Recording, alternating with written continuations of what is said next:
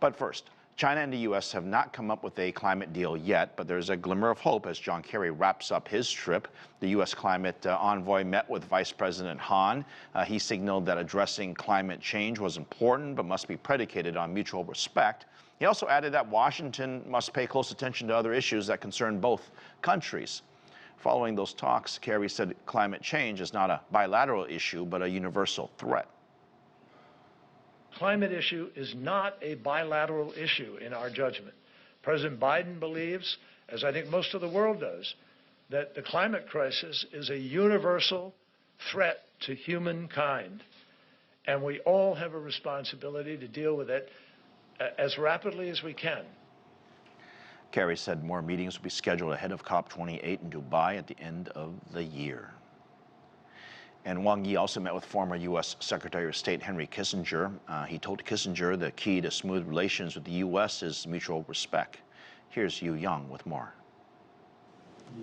Senior diplomat Wang Yi says China's policy towards the United States remains highly consistent, and the fundamental principles it follows are mutual respect, peaceful coexistence, and win-win cooperation, all put forward by Chinese President Xi Jinping. He said China's development has a strong internal driving force and historical logic, and it's impossible to attempt to transform China nor contain it.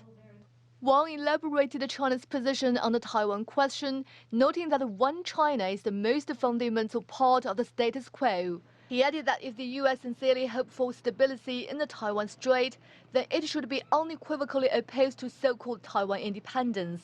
Dr. Kissinger said that one China was a serious commitment made by the United States in the Shanghai Communique, and that he believes it will not be shaken or abandoned.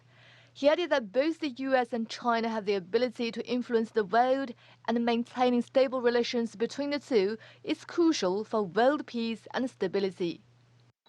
Dr. Henry Kissinger is recognized as a trailblazer and a lifelong contributor to better China-U.S. relations. In a recent interview, he points out that the fate of humanity depends on whether America and China can get along. The two sides also discussed issues relating to Ukraine and artificial intelligence during their meeting. Yu Yang, CGTN, Beijing. U.S. and China trying to find common ground together in fighting climate change. And while they've made tentative steps, both countries face an uphill climb to tackle the climate emergency. Owen Fairclough has more.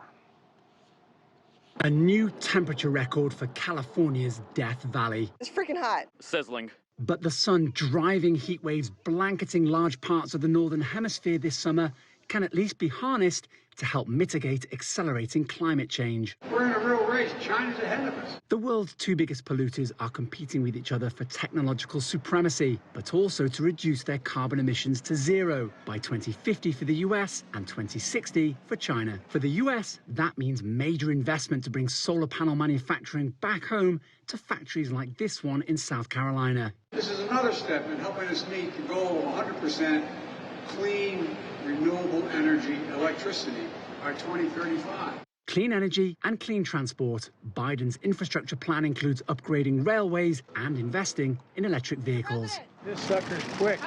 But Biden's electricity target is ambitious. In 2022, just 21% of U.S. energy consumption came from renewable sources such as hydroelectricity, solar and wind.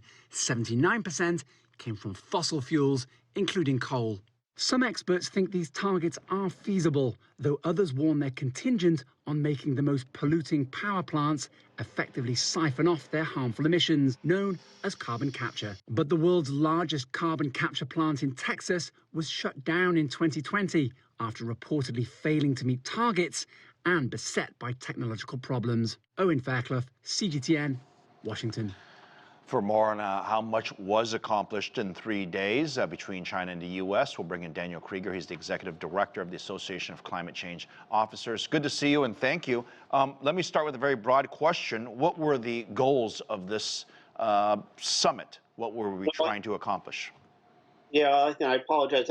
I think that, quite frankly, I think there's mutual recognition that we're globally not on track to meet the goals for slowing this monster that is climate change down.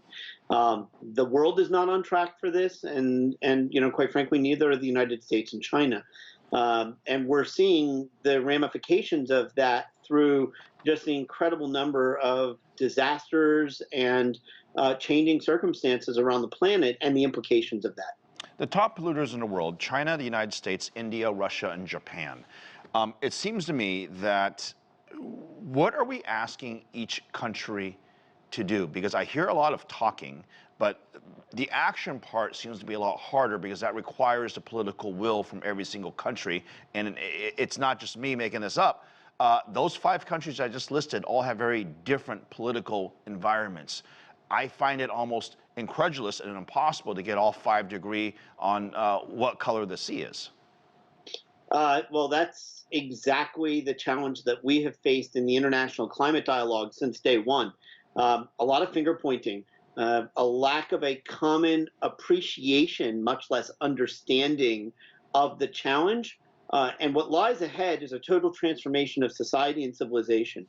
From soup to nuts, we're going to have to completely transform how it is that we live, how we work, how we play, how we consume, and how we support and provide the vital services upon which we're all dependent.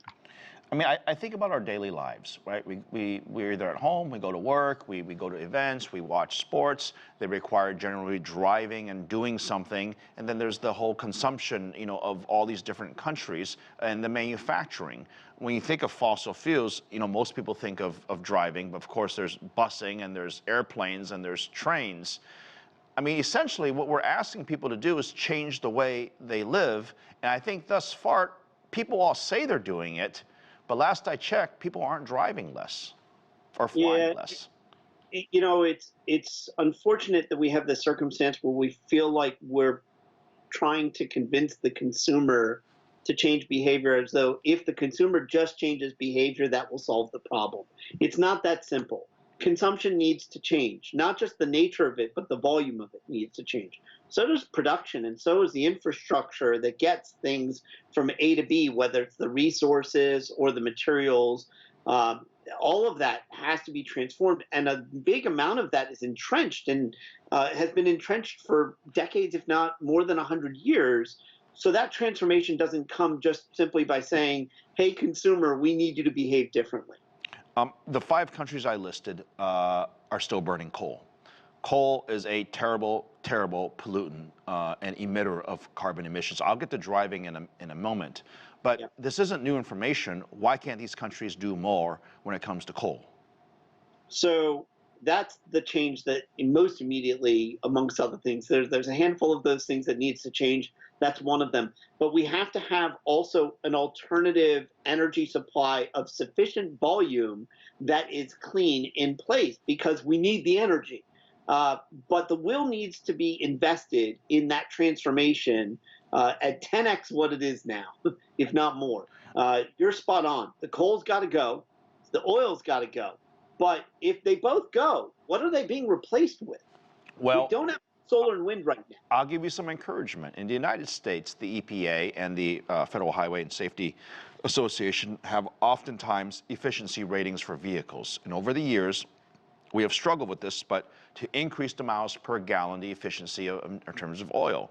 In this next couple of years, we will see the largest and most dramatic increase, or improvement, I should say, when it comes to car efficiency, now pushing 35 to 40 miles per gallon. Just keep in mind, less than a decade and a half ago, that was in the 20s. So that is significant progress. I think we can still do more, at least here in the United States, but the rest of the world can also do more when it comes to promoting more efficient use of vehicles. I know it's not the only pollutant, but it is one that we see every single day. Isn't that encouraging, and can we do more of that?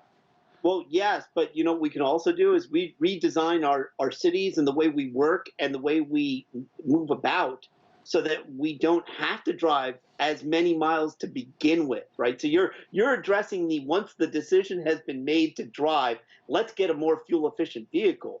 Can we get more mobile communities where people are getting from A to B without having to hop into a gas guzzling vehicle? You are much nicer than I am. I would say you got to get the more fuel-efficient vehicle, because moving you from point A to B is a lot harder than getting a new car for you. But Daniel, I appreciate the importance of this conversation. Thank you. Thanks for having me. Appreciate it. All right.